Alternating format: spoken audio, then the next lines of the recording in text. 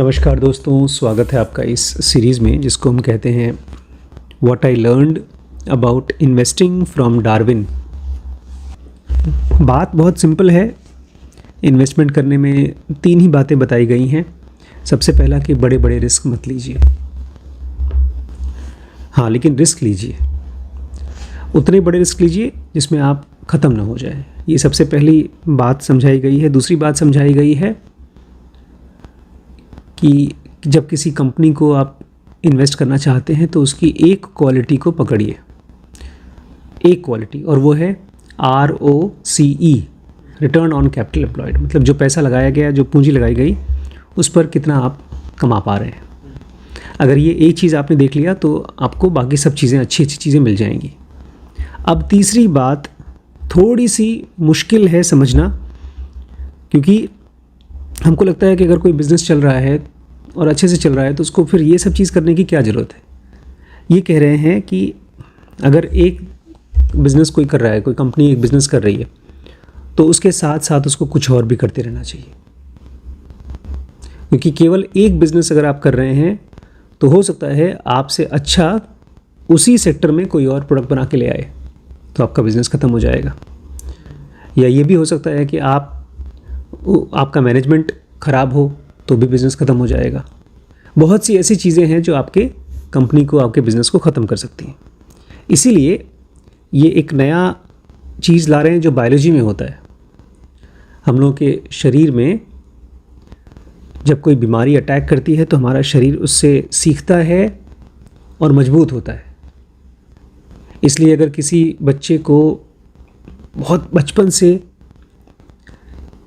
एक ऐसे जगह रखा गया जहाँ एकदम साफ पानी, एकदम साफ, एकदम कमरा डिसइंफेक्टेड, मतलब कोई गंदगी नहीं, कुछ नहीं, तो बच्चा बहुत वल्नरेबल हो जाएगा, कमज़ोर हो जाएगा। क्योंकि हमारे शरीर को बैक्टीरिया, इन्फेक्शन जैसी चीज़ें चाहिए होती हैं मजबूत होने के लिए। इसी तरह से हम इवॉल्व होते हैं। तो इनका कहना है कि कंपनीज़ को भी इवॉल्व होना चाहिए। इवॉल्व होने का मतलब है रहे वही कंपनी, लेकिन साथ ही साथ बदलती भी रहे। चेंजिंग विदाउट चेंजिंग, मतलब अपना काम तो करता रहे, उसमें बिल्कुल बदलाव नहीं आना चाहिए, लेकिन साथ ही साथ उसके अंदर में बदलाव आना चाहिए अंदर अंदर से। अब जैसे छोटी सी चीज़ मैं आपको आज बताऊं, आज हम और आप गए थे वहाँ पर एक प्लॉट देखने। बहुत अच्छी प्लॉट है और सस्ती प्लॉट है।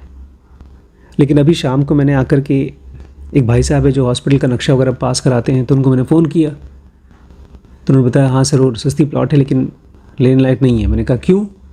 बताते हैं उसके ऊपर नोटिस आया हुआ है। मैंने कहा किसका नोटिस आया है? बोलते हैं नगर निगम का। क्यों?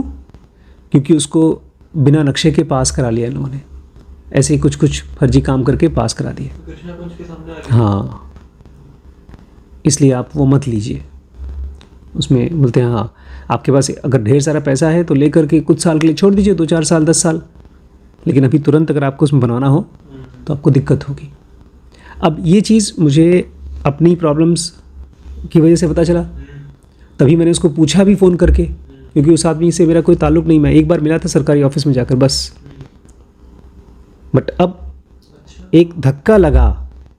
जो नक्शा पास करने वाले ऑफिस में काम करता था उससे पूछा, मैंने उससे पूछा। हाँ, तो धक्के से हमने एक बहुत बड़ा धक्का, सोचिए, नहीं तो हम तो हो सकता था 2-4 दिन में उसको बयाना दे देते और ज़मीन खरीद लेते उसको। इतनी अच्छी ज़मीन थी, बच गए। खैर, तो ऑथर आज के वीडियो में बोलते हैं we demand multiple levels of robustness in our business. जब भी हम कोई कंपनी खरीदना चाहते हैं, उसका शेयर खरीदना चाहते हैं, तो हम चाहते हैं कि उसमें एक लेवल का नहीं, मल्टीपल लेवल का रोबस्टनेस होना चाहिए। मतलब एक लेवल पे मजबूती नहीं चाहिए, उसमें 1 लेवल, 2 लेवल, 3 लेवल, 4 लेवल तक मजबूती होनी चाहिए। जैसे अभी सुधीर आए थे तो बोलते हैं सर, जैसे जैसे कंपनी बड़ी होती जाती है, बड़ी कंपनियों में उनका अपना खुद का एक लॉयर होता है, वकील होता है, जो इस तरह की चीज़ों के बारे में सोचता है, दिमाग लगाता है, बाकी लोग अपना काम करते हैं। तो एक रोबस्टनेस वो भी आ गई कंपनी में। एक बेचारा छोटा सा आदमी है, काम कर रहा है, अब कोई नोटिस आ गया तो उस नोटिस के चक्कर में पड़ा है, घूम रहा है काम बंद करके।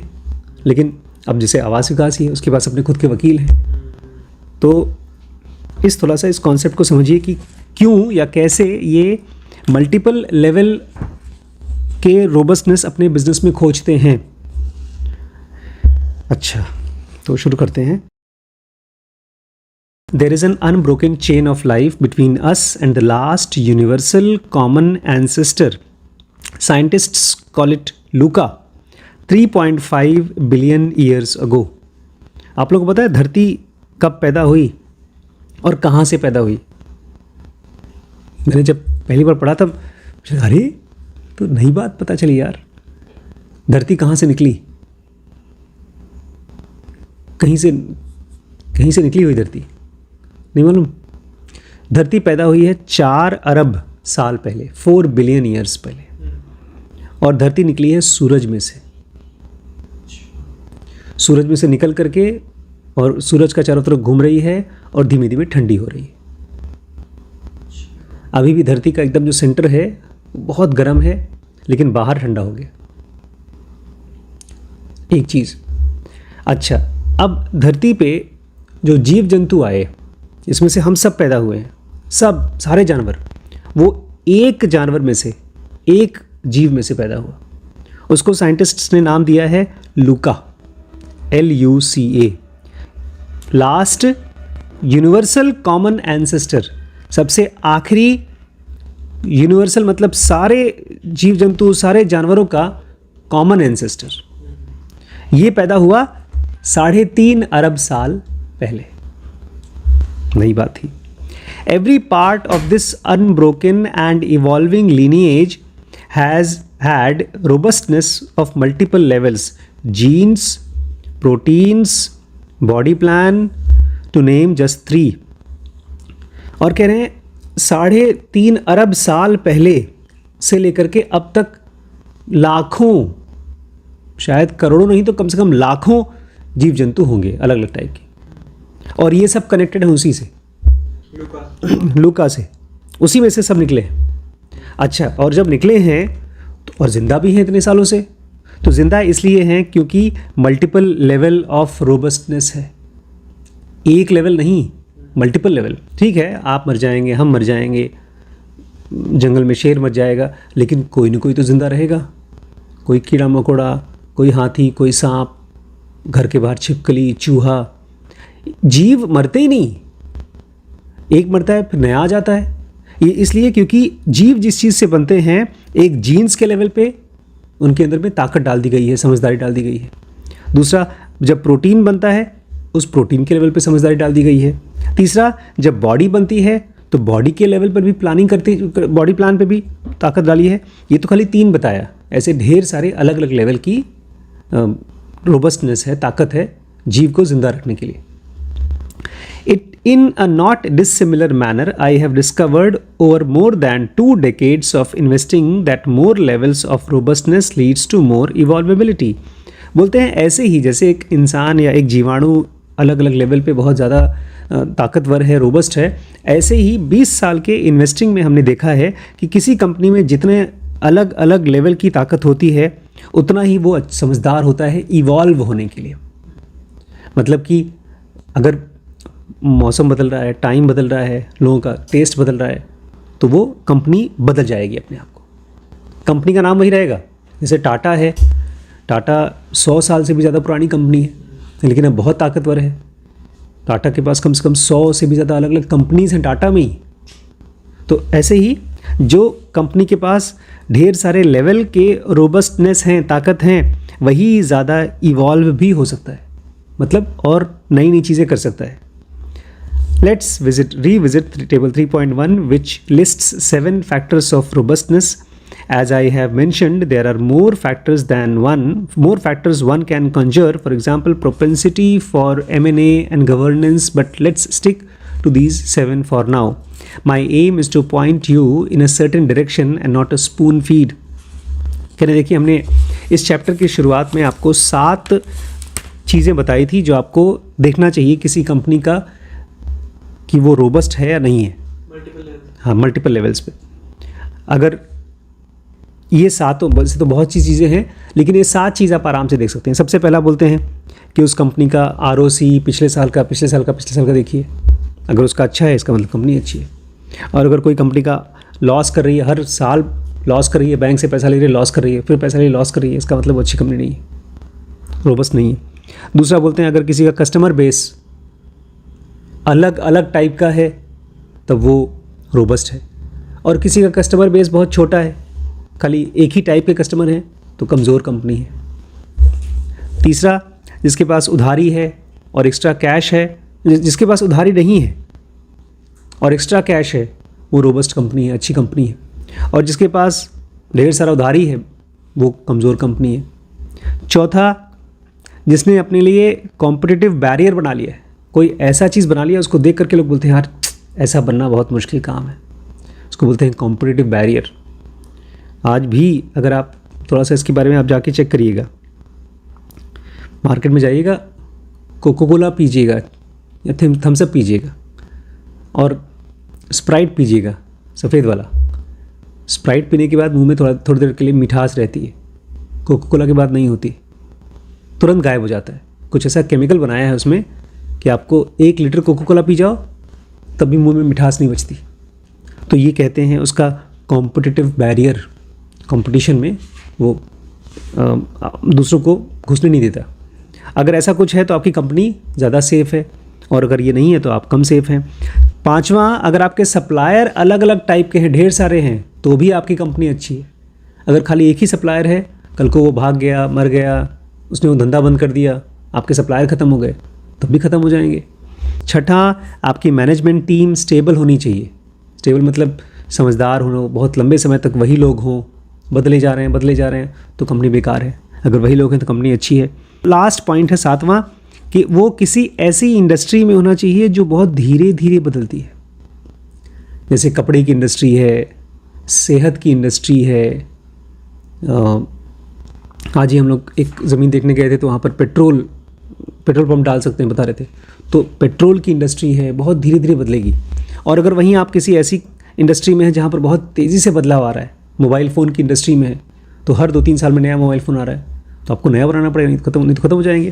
तो ये 7 पॉइंट इन्होंने पहले बताए थे। कह रहे ये 7 से भी ज़्यादा और भी पॉइंट हैं, लेकिन मैं चाहता हूँ आप इस तरह से सोचना शुरू करिए कि कौन सी कंपनी ताकतवर है, कौन सी कम ताकतवर है, ऐसे देखना शुरू करिए। We want our companies to tilt towards left side of the table 3.1 across all factors. Thus, we want the business to be robust at level of ROCE and concentration of customer base and degree of leverage and strength of competitive advantage and so on. बोलते हैं हम चाहते हैं कि हमारी सारी companies इस तरफ घूम के रहें, बाईं तरफ, मतलब जहाँ ये 7 फैक्टर हैं, चाहे वो ROC उनका अच्छा हो, चाहे कस्टमर बेस अलग अलग टाइप का हो, या उनके पास उधारी नहीं होना चाहिए, ये सब चीज़ें उनके अंदर में होनी चाहिए। अब एक बात कह रहे हैं, is this asking for a lot? मैं क्या बहुत मांग रहा हूँ कि जो भी कंपनी में हम पैसा लगाएं वो 7 लेवल पे मजबूत रहे। उसका ROC अच्छा होना चाहिए, उधारी नहीं होनी चाहिए उसके ऊपर, कस्टमर अलग अलग टाइप के होने चाहिए, सप्लायर अलग टाइप के होने चाहिए। इस तरह के 7 चीज़ें बोल रहे हैं। तो क्या मैं बहुत मांग रहा हूँ? क्यों? We are permanent owners, the key word here being permanent. कह रहे हैं भैया हम जब किसी स्टॉक को खरीदते हैं, नई बात बता रहे हैं, तो हम उसको बेचने के लिए नहीं खरीदते। आमतौर पे जब लोग कोई स्टॉक खरीदते हैं, शेयर खरीदते हैं, तो ये होता है कि ले लो, अगर 2-3 दिन में बढ़ गया बेच दो, और अगर अच्छी कंपनी है तो 2-4 महीने में बेचो, बस। हमारे पिताजी भी ऐसे सोचते थे। उनका एक एजेंट था, बोलता था अंकल जी बेच दीजिए, बढ़ा हुआ है, थोड़ा बहुत बेच देते थे। ये कह रहे हैं हम लोग ऐसा नहीं करते, और ये अगर हमारे पिताजी ने पढ़ा होता तो आज वो सब स्टॉक उनके पास रहते। PCO कंपनी के लिए थे, बहुत अच्छी कंपनी के, बेच दिया। कह रहे भैया हम लोग अपने स्टॉक को परमानेंट ओनर्स हैं, मतलब हम उसको बेचते नहीं कभी, ज़मीन की तरह हम ले लेते हैं, रखे रहते हैं उसको। If a business can't last permanently we don't want to own it. कह रहे भैया मान लो अगर कोई बिजनेस को हम खरीदते हैं, स्टॉक खरीदते हैं, और वो बिजनेस ही ख़त्म हो जाए तो हम क्या रखेंगे? ज़मीन है तो कम से कम ज़मीन तो आप जब तक आप जिंदा हो, आपके मरने के बाद आपके बच्चे भी उसको पकड़ सकते हैं। लेकिन बिजनेस को भी तो ऐसा होना चाहिए। मालूम पड़ा मैंने किसी कंपनी में लगाया रिलायंस में, मेरे मरने से पहले रिलायंस कंपनी खत्म हो गई, तो इसलिए अलग अलग लेवल पे होना चाहिए कंपनी को robust. Without several levels of robustness, how will we be sure that the business will survive over long term? I wish I could categorically answer the question, is this a robust business? As a practicing investor, I know that assessing a robustness is a matter of judgment and there is no shortcut to this process. कहते हैं अगर कोई मुझसे पूछता है कि बताइए भैया, साफ साफ बताइए कि कैसे पता चलेगा कि कोई कंपनी रोबस्ट है या नहीं है, 20 साल तक चलेगी या नहीं, तो बोल रहे मुझे माफ़ करिए, मैं नहीं बता सकता। इसका कोई साफ साफ आंसर नहीं है। ये तो ऐसा हो गया कि कोई डॉक्टर से मरीज़ पूछे, बताइए डॉक्टर साहब मैं 20 साल तक ज़िंदा रहूँगा कि नहीं रहूँगा। हाँ, अगर आप सेहतमंद हैं, डॉक्टर बता देगा आप सेहतमंद हैं और चलेगा। आप बीमार हैं तो बोलेगा आप बीमार हैं और कम दिन चलेंगे आप। तो एक डॉक्टर की तरह ही ये बोल रहे हैं कि मैं क्लियर जजमेंट नहीं बता सकता हूँ, कोई शॉर्टकट नहीं है किसी कंपनी का रोबस्टनेस बताने के लिए। I have arrived at a certain heuristic after many years of investing. ये एक नया वर्ड है जो मुश्किल से कुछ साल, 2, 4, 5 साल या 10 साल पहले मैंने पढ़ा है। ह्यूरिस्टिक पता है कहाँ पढ़ा है? इंटरनेट में पढ़ा था हमने तो। इससे भी पहले इंटरनेट में पढ़ा है। ये आया था डैनियल kahneman की बुक में, पहली बार मैंने पढ़ा था। ह्यूरिस्टिक मतलब होता है, जैसे हम लोग पूछते हैं, हिसाब किताब लगाते हैं, तो दिमाग लगाए बिना किसी चीज़ का अंदाज़ा लगाना, सही किसी सामान को उठाओ और बोलो ये कितना है, अंदाज़ा लगा लेंगे आपकी, किलो 2 किलो होगा। या किसी जगह कमरे के साइज़ को बोलो कितना साइज़ है, तो बोलो आप ये मेरे हिसाब से ये 10 बाई 12 फीट है। एक अंदाज़ा लगाना। एक होता है गैस अलग होता है। गैस मतलब होता है तुक्का लगाना। तुक्के में आपको बिल्कुल आइडिया नहीं होता, लेकिन अंदाजे में आपको आइडिया होता है। जैसे आप चाय बनाते हैं तो शुरू में तो आपको एक एक कप से नापना होता है, लेकिन जब आप बहुत चाय बना लेते हैं उसके बाद आप सीधे पतीले में पानी ले लेते हैं और तकरीबन उतनी चाय बनती है जितना आपको चाहिए, तो उसको बोलते हैं ह्यूरिस्टिक। ऐसे ही बोल रहे हैं, मेरे भी कुछ ह्यूरिस्टिक हैं। कंपनीज़ को देखता हूँ तो मुझे अंदाज़ा लग जाता है कि ये बचेगी या नहीं बचेगी।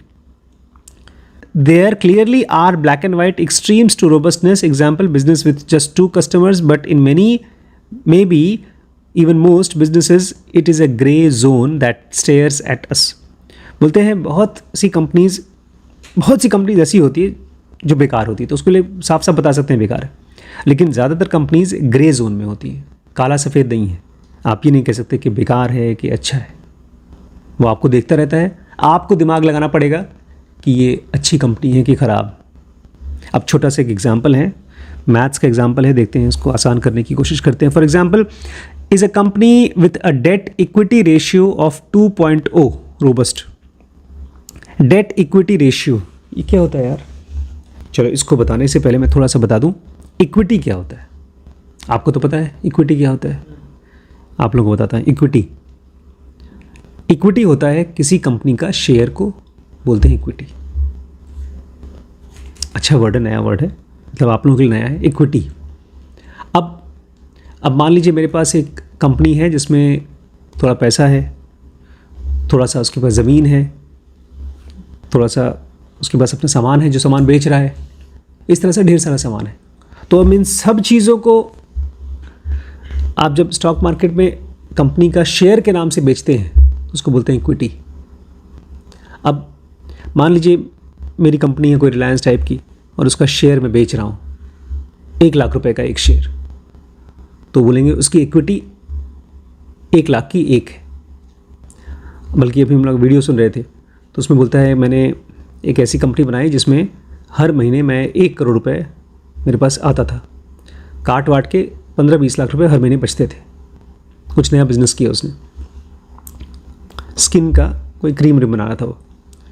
फिर बोलता है मेरे पास एक बड़ी कंपनी आई और बोलती है एक काम करो, अपनी कंपनी का 60% इक्विटी हमको दे दो, मतलब 60% शेयर हमको दे दो और बाकी 40% तुम्हारा, और उसके बदले में 60% लेने के बदले में तुम्हें हम 75 करोड़ रुपए देंगे। 75 करोड़ रुपए। इसने बेच दिया।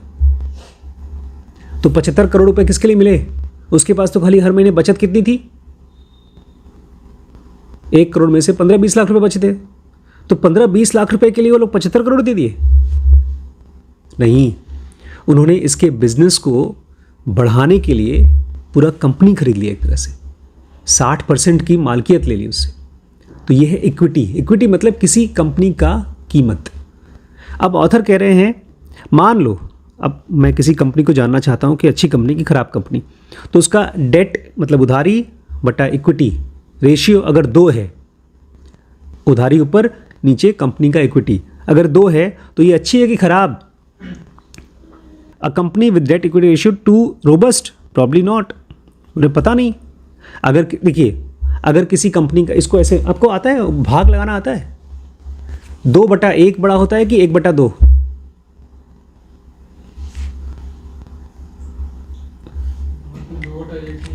2/1 ही बड़ा है। कैसे? भाग करने को 2 ही बचे। Very good, very good. जो भी नंबर होता है जब उसके नीचे 1 लिख दो तो उसका कोई मतलब नहीं होता। 3/1 चाहे 4/1 चाहे 100/1 मतलब 100। लेकिन अगर 1/2 कर दो 1/2 तो मतलब होता है आधा। 1/3 कर दो तो होता है तिहाई। 1/4 कर दो चौथाई। तो कह रहे हैं अगर डेट ऊपर है, ऊपर 1 लाख की उधारी है और नीचे है कंपनी का इक्विटी, 2 लाख की उधारी और 1 लाख की इक्विटी, तो वो कंपनी अच्छी कि बेकार? 2 लाख की उधारी, 1 लाख की कंपनी का इक्विटी, बेकार है, क्योंकि भाई उधारी ज़्यादा है। और वहीं पर अगर 0.2 0.5 may be for me answer depends on other factors और रोबस्टनेस। अगर मान लीजिए किसी के पास उधारी कम है और नीचे इक्विटी ज़्यादा है उसके पास, तो 0.5 मतलब 1/2, 1 लाख उधारी 2 लाख नीचे कंपनी का इक्विटी, ये अच्छा है कि खराब? बोलते हैं अच्छा भी हो सकता है, खराब भी हो सकता है। इसमें खाली एक पॉइंट नहीं है भैया, ढेर सारा पॉइंट है। ऐसा नहीं किसी बच्चे को स्कूल में नंबर मिल गया 10 में से 10 तो अच्छा लड़का है। उसमें बहुत सी चीज़ें हैं, ऐसी कंपनी में बहुत सी चीज़ें होती हैं। Almost all the companies in our portfolio are debt free. करें हमारी कंपनी, हमारे जितने भी कंपनी में शेयर लगाया है, बड़ी चीज़ है यार ये। ऑलमोस्ट सभी कंपनीज में डेट फ्री है, उधारी नहीं उसमें। स्टिल 2000 चाहे 100 रुपए कमाते हैं और उस पे से 30 रुपए लोन ले रखा है, लेकिन हम नहीं, हमको उधारी वाली कंपनी पसंद नहीं है। लेकिन फिर भी देखिए 2010 में we invested in India's leading plastic pipe business used in homes and agriculture, Supreme Industries whose debt EBITDA ratio was 0.6। अच्छा, सुप्रीम इंडस्ट्रीज, भैया प्लास्टिक की कंपनी सुप्रीम जानते हैं? देखा है कुछ? सुप्रीम टंकी लगी है। संतोष भैया काम करते थे सुप्रीम में, 10 साल तक नौकरी की थी। अगर छोड़ते नहीं तो आज 1 लाख रुपये महीना कमाते। उस समय 25,000 रुपये महीना कमाते थे। फिर अपना बोर हो गए, अपना धंधा करेंगे, छोड़ दिया। सुप्रीम इंडस्ट्रीज में डेट और एबिटा रेशियो था 0.6, मतलब उधारी ज़्यादा थी और एबिटा कम था, कमाई कम थी। Not high but not zero either. बोलते हैं बहुत ज़्यादा नहीं है लेकिन ज़ीरो भी नहीं है, मतलब उनके ऊपर उधारी था। Despite the company having debt which was small to begin with, we concluded that the company was robust because it was clear industry leader and had been gaining market share over its competitors, and a return on capital of more than 30%, had successfully designed and launched many products over past decade, had thousands of distribution points across India, was able to negotiate the best terms with its suppliers, and had not wasted time, money on unnecessary acquisitions.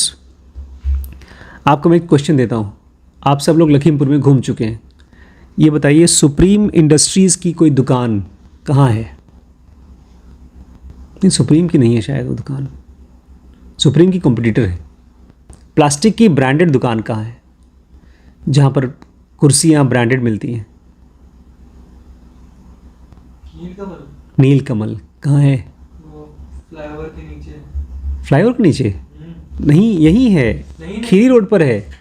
तो फिर वो एक और खुली होगी flyover के just नीचे। इनकी है और सरदार जी की है। अच्छा, उधर बात करें आप, हाँ मैं बस अड्डे के- उसमें ये तो मेनली नीलकमल की है अच्छा, और वो कुर्सियों की है। हाँ, मैं इसलिए बोल रहा हूँ क्योंकि ये बता रहे हैं सुप्रीम का तो नाम सुना है आप लोगों ने, सुप्रीम की कुर्सियाँ आती हैं। कह रहे हैं सुप्रीम के पास ठीक है उधारी था, लेकिन हमने इसको कंपनी को फिर भी लिया। क्यों लिया? सबसे पहली चीज़, it had been gain, it was clear industry leader.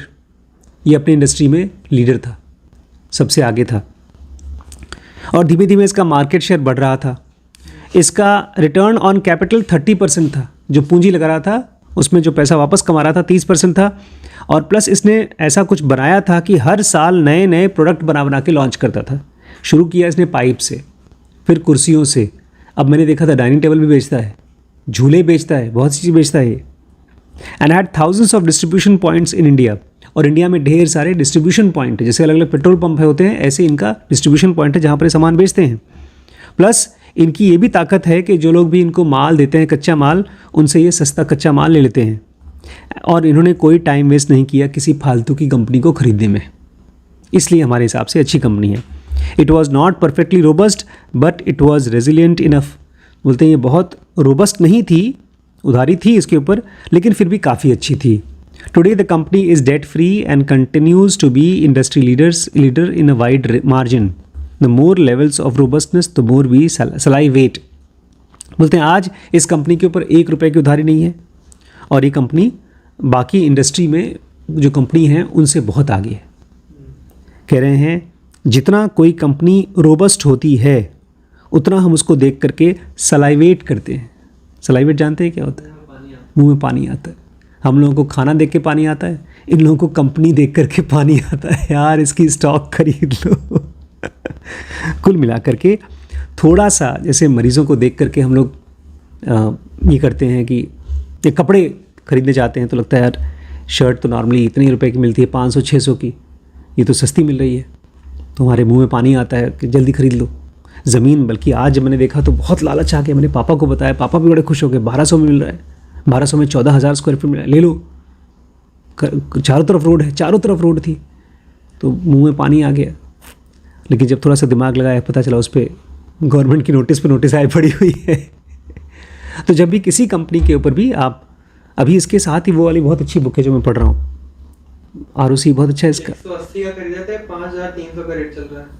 180 का खरीदे थे और 5,300 रुपये 2010 का। में इनका रेट चल रहा था 177 रुपीज, और आज 5,315 रुपए, ऑलमोस्ट 70,000%। मैं इनकी फैक्ट्री गया था एक बार, संतोष भैया के साथ फैक्ट्री विजिट किया था मैंने, घूमा था नोएडा में। नहीं, लेकिन इसमें सबसे मेन चीज इनकी ये है, इन्होंने 2010 में लगाया था, अब 14 साल हो गए। इन्होंने शुरू में यही कहा था कि हम लोग खरीद के तुरंत बेचने के लिए नहीं रखे हैं, हम परमानेंट कस्टमर हैं इनके। हाँ, लेकिन इसमें ध्यान ही लगाना पड़ेगा, देना पड़ेगा कि आपको वो रोबस्ट है कि नहीं। हाँ, वो 7 फिल्टर देखना पड़ेगा आपको। अगर किसी कंपनी में वो 7 फिल्टर नहीं देख रहे हैं तो आप आंख बंद करके सामान खरीद रहे हैं, ख़राब भी हो सकता है। ठीक है, कल पढ़ते हैं।